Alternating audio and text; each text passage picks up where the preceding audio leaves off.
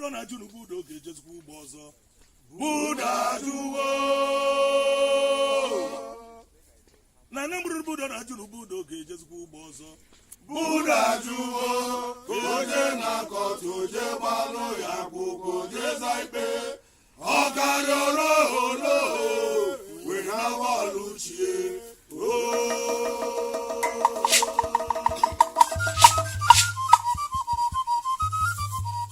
ana m anụ na ntị echire m otutu n'okwu n'Enugwu ukwu sipụra nwa afọ ọcha ọlịa ọgụ emegoro iwe tera ọkụ mmeli egwu anyị na-akụ ibe nwa egwu m na-akụ bụ udo na eziokwu fọrọ imili ọmasị ị na-ekwula eziokwu na mma nwoke a naanị iyi na mma nwaanyị bụ ube dị ya o akala ugochi m nyere m egwu ụbọrụ ka chi na-eme ogoli ụbọrụ ka ogoli imelu onwe ebe ọkụ si adị ụbọchị gboo ejiwo enye onyinye nwanne ya ka olie na eburu ozufu owelo ga-agba na nue eburu ozufu owelo ga-eti gbomgbo ma ga-agba wa ga-ekwe adị ama mgbe nwere ịka nwanne emi bọyị bịawu m anya anọ ka mụrụ ụmụ akịka juru obodo akịka juru obodo akịka dịkwafụ ya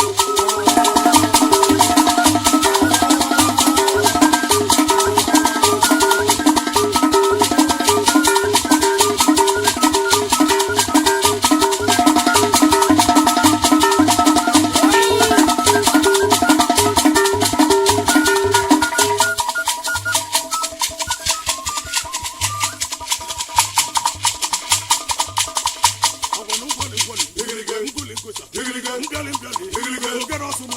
nkuli nkuli mbịalị mbịalị egwu oge nwa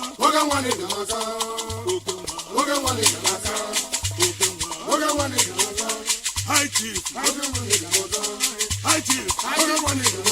amusi okeke oge nwa high chief amusi anekwe amusi nwa nwa anekwe